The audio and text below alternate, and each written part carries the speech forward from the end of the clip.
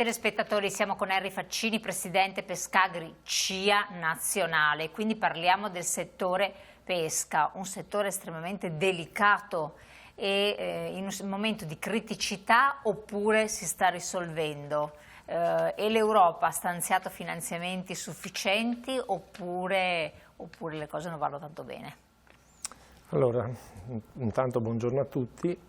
Diciamo sì, è un momento estremamente delicato per la pesca e all'orizzonte non vi sono cieli sereni, anzi è un momento di congettura internazionale dovuto anche comunque ai problemi bellici, dovuto a cambiamenti climatici, dovuto a rallentamenti normativi che hanno portato oggi la pesca a soffrire in maniera particolare sia di quelle che sono state le decisioni politiche del passato, sia di quelle che sono le condizioni biologiche, diciamo così, delle problematiche quotidiane che si riscontrano in mare e in laguna.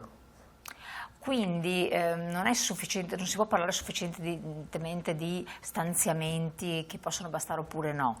Bisognerebbe intervenire in modo diverso per aiutare il settore della pesca?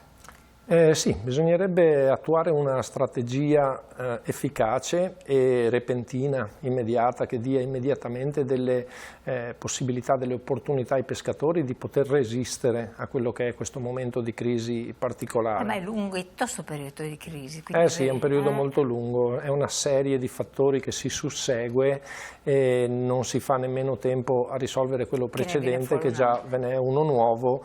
Ecco che serve una certa velocità decisionale, serve una strategia guidata soprattutto dagli studi scientifici che ormai abbiamo anche a disposizione, ma bisogna saper applicare, dicevo appunto, queste strategie. Cioè non andare a tentativi ma a colpo sicuro. Sì, bisogna andare a colpo sicuro, anche in piccola scala, proprio per intervenire soprattutto sulle piccole aziende che sono lo zoccolo duro del comparto pesca, contano per il 70% del volume nazionale, le piccole imbarcazioni, e quindi serve una visione che vada a garantire la sopravvivenza del comparto pesca in tutto il suo ciclo, diciamo, dalle piccole imbarcazioni fino alle grandi imbarcazioni. Il Veneto come sta andando?